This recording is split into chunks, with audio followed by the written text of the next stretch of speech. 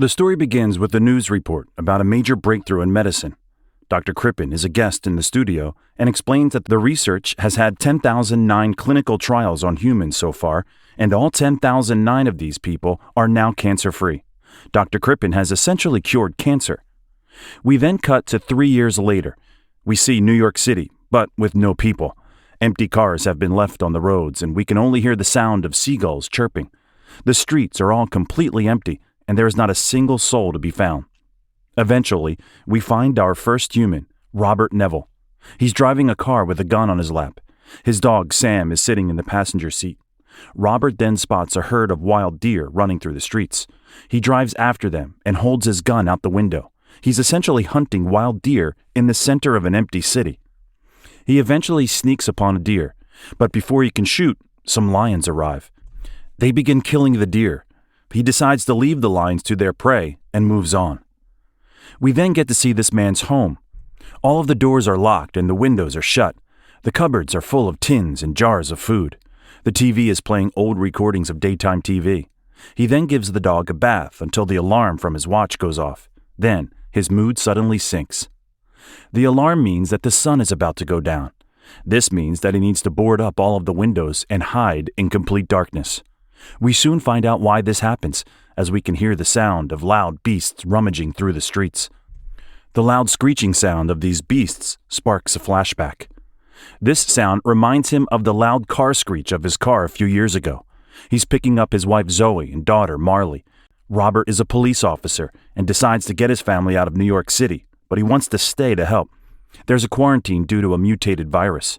One of the victims of this virus attacks the car, and the shock from this wakes him up again. Later that morning, Robert goes downstairs. In his basement is a small lab. He's testing vaccines against the virus on mice, and notices that one mouse is getting better. He believes that what was given to this mouse could be ready for human trials. We then see him in a video store. Inside the store are mannequins, which he starts making chit-chat with and pretends they are living humans. In fact, the store is covered in mannequins to give Robert the impression that there are still other people around. We then hear the sound of a radio. It's Robert's voice, and he explains that he is a survivor and will be at the South Street Seaport every day at midday. This way, if anyone is still out there, they can get in contact with him. We then see him hunting another deer. The deer tries to get away, and Sam follows him. Sam runs into a building and gets lost. He tries to find him in a dark building, and Robert hears the same screams we heard the other night. He has to walk through an entirely pitch-black building with only a small torch helping him view his surroundings. He tiptoes further into the darkness. We see a head, the very head of the deer he was trying to hunt. He hears a gentle moan from Sam and calls his name. Robert eventually finds Sam and sees him hiding under a table. We zoom in and realize why the dog is still alive. The dog was put there to lure Robert towards someone who has been waiting for him. This is one of the mutants. This is one of the many people who had been infected by the virus. They look horrifying and scream incredibly loudly. They chase Robert and the dog. They are also incredibly quick. One of them grabs hold of Robert, but before he can bite him, Robert jumps out the window. We suddenly learn why Robert only comes out during the day. These mutants are blinded by the daylight, and Robert and Sam are safe for now. Robert then injects himself with something and reminds Sam that he can still get infected. He leaves Sam in the car while he tries something out. He sets a trap at the edge of a building. When one of the mutants comes out, he launches a coffin from the roof and traps them inside. Inside the dark coffin, this mutant will stay alive, and he can imprison the mutant back at his lab. He captures the mutant and finally commences the human trials of the vaccine he came up with earlier that day. The mutant is strapped to a bed in his lab. It looks as if the vaccine is working until the mutant tries to break free and screams at him.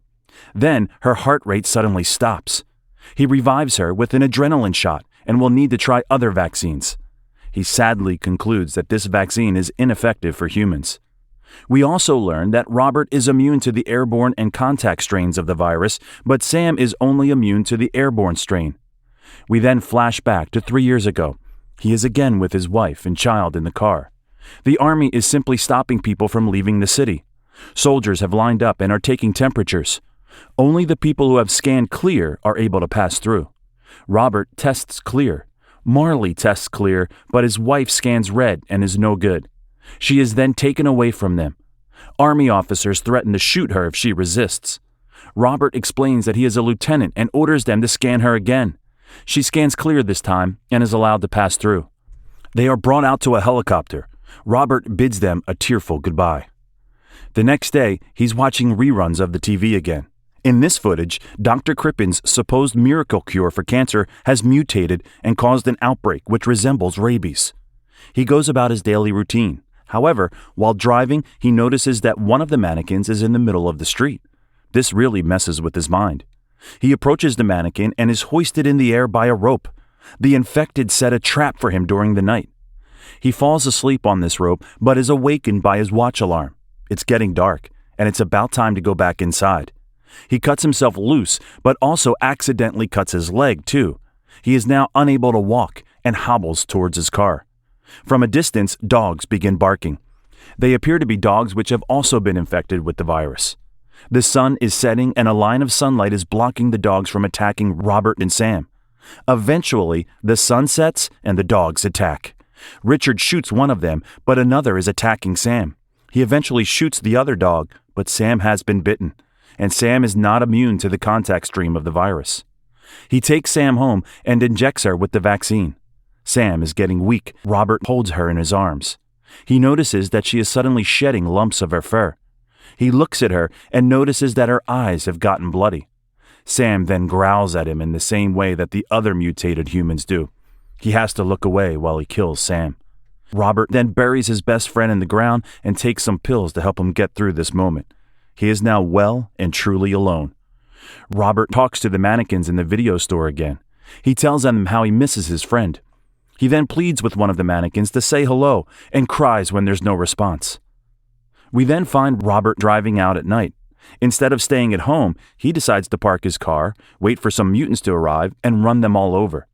This is perhaps revenge and could even be his attempt at suicide. He goes on a rampage, killing tens of them, but one of them climbs onto the car and is breaking through the glass. Eventually, the car's been toppled over. A mutant sees Richard and climbs in. The mutant goes in for the kill, but is blinded by a light coming from the other direction. Over in the distance, Richard sees lights. This is artificial light created by humans. He's no longer alone. Someone with a torch walks in. It's a woman. Robert blacks out, and we are brought back to another flashback. Robert has seen his wife and son off on the helicopter. In the distance, you can see and hear some explosions. The army is simply firing missiles at the bridges and making escape from the city impossible. Robert wakes up again and finds himself asleep on his own couch. He takes out his gun to see if anyone else is in the house. To his shock and surprise, a woman and her son are having breakfast. He sees that they are not a threat and puts his gun down. She has even made him breakfast. She introduces herself as Anna and tells him her son is Ethan. She tells him that they heard his radio message and waited at the pier for him all day. She explains that they are going to Vermont to a survivors' colony. Robert, however, is extremely skeptical. Apparently, colonies like this have been tried before but didn't work. Robert tells her that he's not leaving. He still believes that he can fix this. Anna pleads with him to come to the colony. She explains that it was a message from God and God told her to turn on the radio, and this is how she found Richard. Robert explains that there is no God. A virus has killed 90% of the population and then turned most of them into flesh-eating zombies. We don't live in a world controlled by a benevolent and loving God. It's after dark and they hear noises outside. It turns out the mutants have followed them home. He turns on the huge lights outside to shock them, but they're not going anywhere. He sets off explosives outside the house. He then goes upstairs to get Anna and Ethan. He calls Anna's name but gets back no response. Eventually, he sees blood dripping from one of the coat hangers. They're here. One of them leaps onto him and they start fighting. The mutant overpowers him and knocks Robert onto the floor. Robert is down and out, or so it seems. He plays dead and grabs a screwdriver which he uses to stab the mutant. The mutant then throws Richard down the stairs. Luckily, Robert finds a gun and starts shooting at him. Robert is soon chasing the mutant who escapes through a window. He calls out Anna's name again, but still doesn't get a response.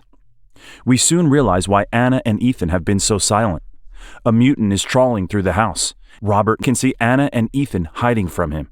He makes a shush gesture to them, but Ethan accidentally makes a sound and the mutant turns around. Robert has no choice and steps forward and shoots the mutant in the stomach 3 times. But they are far from safe. They hear noises from outside. Robert sees more mutants heading right for them and urges Anna and Ethan to get back down to the lab. They make it down to the lab, and the mutant Robert has been using his vaccine on is actually healing. He has found the cure, but at the worst possible time. Robert, Anna, and Ethan are in the lab, and the mutants have entered. Only a small wall of protective glass stands between them and the mutants. Robert tries to talk to the mutants.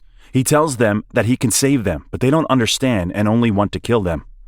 They are on the verge of breaking through the glass. He takes a sample of blood from the healing mutant and gives it to Anna.